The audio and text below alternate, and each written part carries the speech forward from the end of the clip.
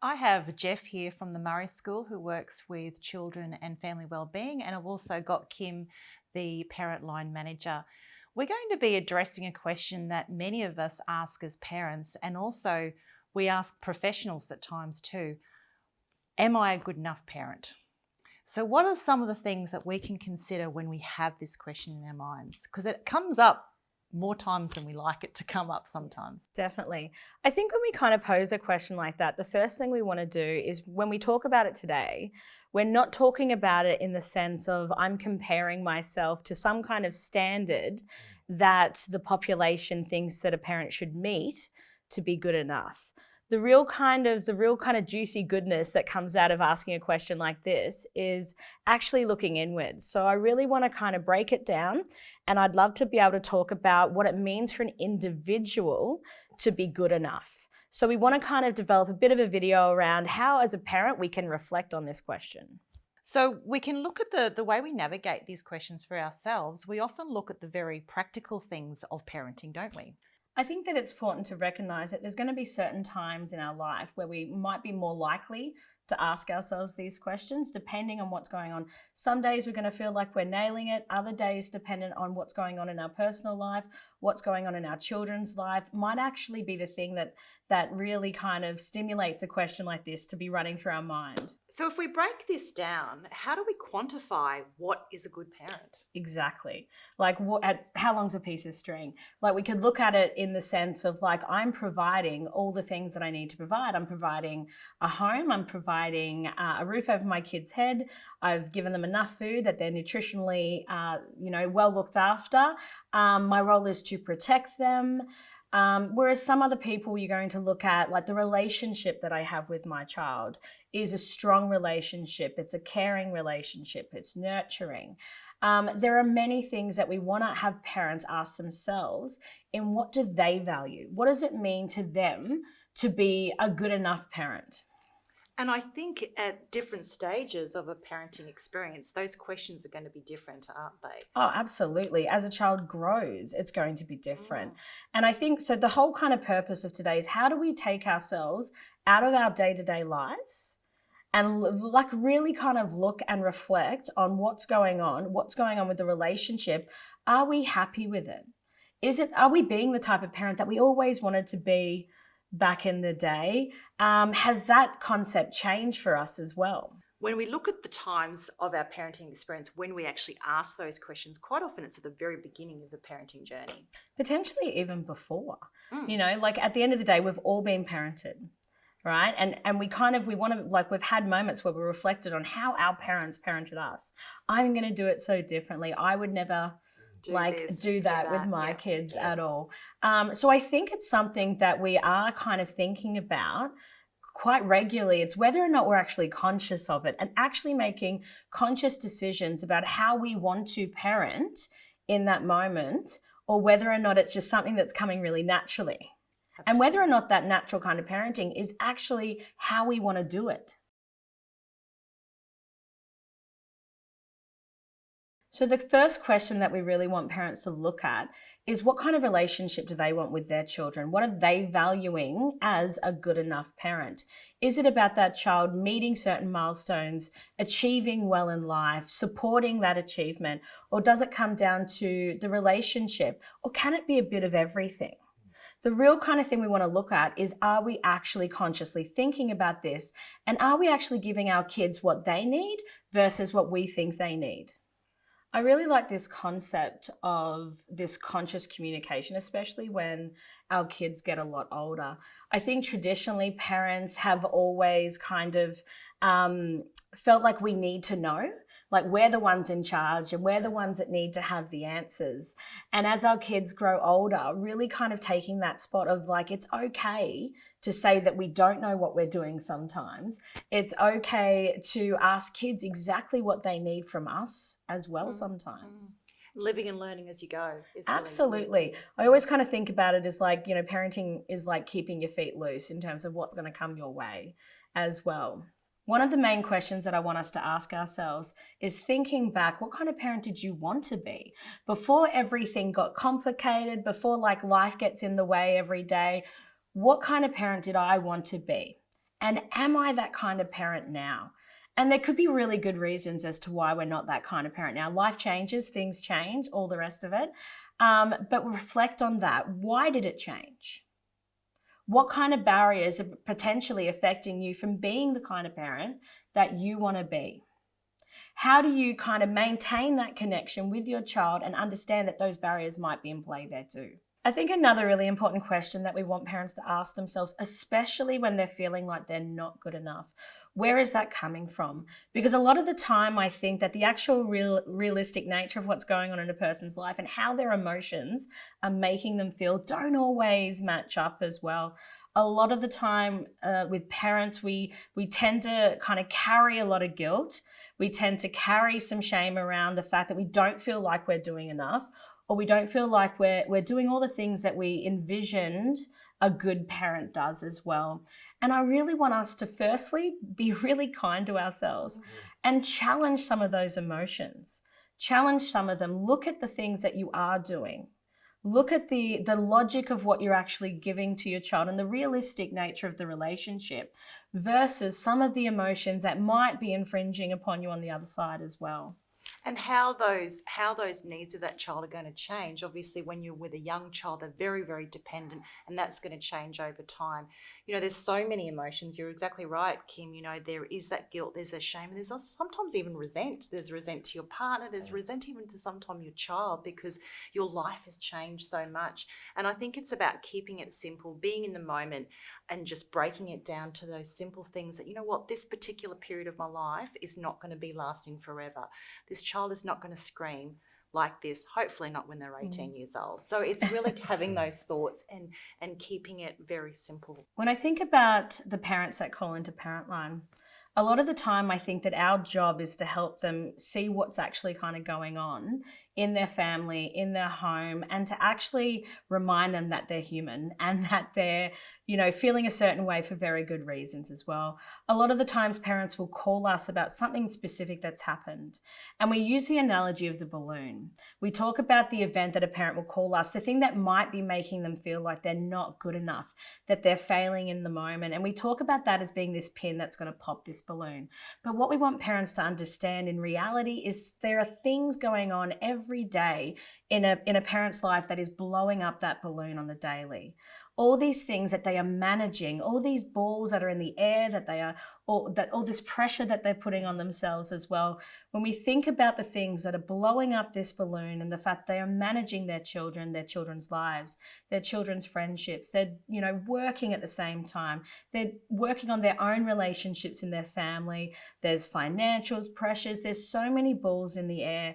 And we really want to take the pressure off that pin, that one pin that's popping this balloon, that tends to be the moment that they tend to feel not good enough. And there are lots of those pressures, aren't there? They are financial, they're work-related, they're school, there's stresses at school. There's so many things going on for a family, and I think it's absolutely right. You really need to consider what's blowing up that balloon instead of really focusing on, sometimes it's quite a small event or an occurrence that's happening in a child-parent's relationship.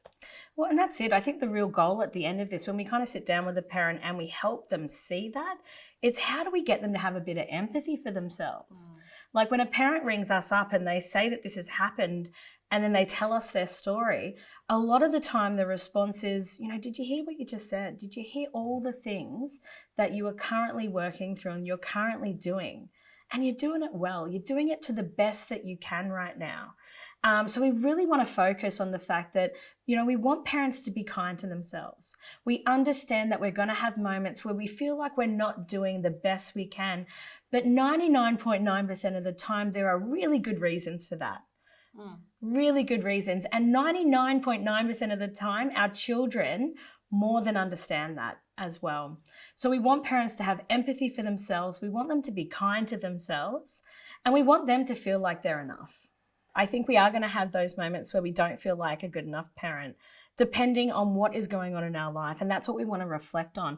What exactly is causing me to feel not good enough right now? Is it an emotion? Am I feeling guilty about something? Is it caused by external factors? That's the reflections that we want to have at that point in time. We really want to think about, for me personally, what is making me feel like I'm not good enough? Is it an emotion? Is it actual logical things that are happening at the moment that you feel like you're not providing? As soon as we have some insight and understanding and some actual definition around what's causing us to feel this way, that makes it easier for us to take that next step. Jeff, as a parent, as a father, sometimes, especially those early years, because you're a father of younger children, it's quite often the mother takes that primary role because she might be breastfeeding and there's a lot more connection. How do you see yourself in that space? So for me, it was a bit different because I'm a new father and my father died when I was little. So I was raised by my mother and 4 older sisters and an older brother. So I was surrounded in a family of women. So what it means for me to be a father, I'm sort of still working it out. Yeah, creating that, because I've got examples of uncles and other mates of fathers, and you look at those things, but it's for a lot of it, you just doing what you need to do and keeping it sort of basic in a sense, and looking at those basic things that you're providing. Are you keeping you're keeping your children safe? I think they're the important things, and then as they grow older and get out of that space of, crawling and walking, and then it becomes another danger. So you're always having to check your surroundings and do that sort of thing. And then I think as they get older again, and I'm going through this now because my son's only just about to turn 2. So it's almost like I'm making it up as I go along.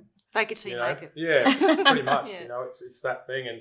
And I can't sort of, as a young one, I can't sort of relate my experiences yet because you just basically learning to walk and talk. So they're massive challenges, but in saying that, if you keep, and it's about conversations, because my wife does all the homework. She's the one that does, and lets me know where I'm at as well. So she keeps you in check? I see myself as a wingman. Like, I'm there to support because, my wife is providing things that I can't provide at that time.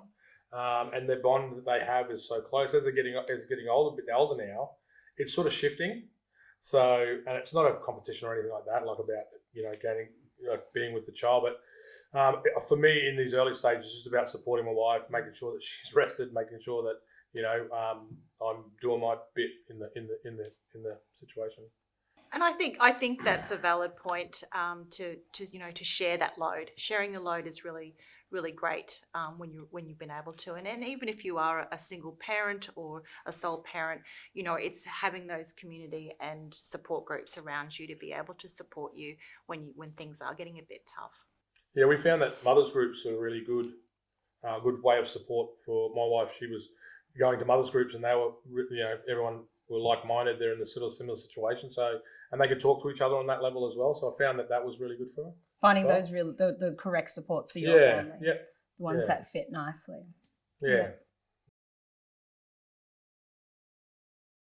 I think probably the big takeaway I'd love to highlight would be really knocking that concept of being a good enough parent right on the head. I don't think this is about comparing ourselves and our parenting to other parents. And I don't even think there is like one clear definition of what parenting right is. I think this is about taking some time to ask ourselves some hard questions sometimes. Like, we want parents to ask themselves, am I riding that parenting wave? Like, meaning, am I kind of parenting as it comes at me in a natural state? Or am I consciously asking myself about the type of parent I want to be and what I value as being, like, what do I value in my parenting? What's important to me? So we want to kind of make that conscious decision around that. We want it to be leading back to, does this strengthen my relationship and my connection with my child as well? I think the other big takeaway is that, do I have empathy and do I have understanding for the fact that a lot of the time a parent has multiple balls in the air as well? We've got these numerous balls going on, and this will affect our ability to be what we want.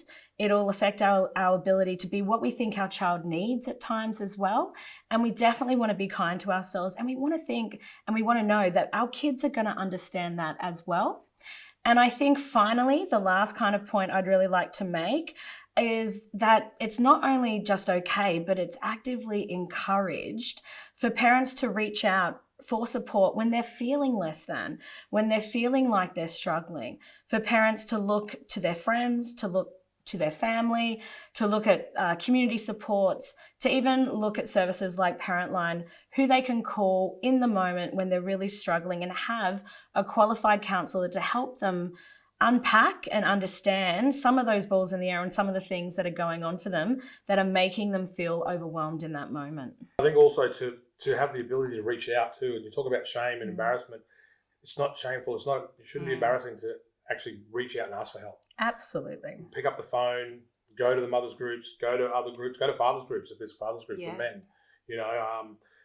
Get online. There's heaps and heaps of supports that you can actually reach out and use. So absolutely, that help-seeking behaviour is so important, and we do. And I know as a parent myself, sometimes it's really hard to identify that you are struggling, and whether it be friends or family or a professional service, there are lots of different options out there. And I always say to families and people who are seeking support, you're halfway there if you make the decision to get the support. Yeah, so key to being a good parent, I suppose, when we look at that term, it's really reflecting on your past, how you've been parented yourself, what your initial expectations were before you even had children, how they've changed.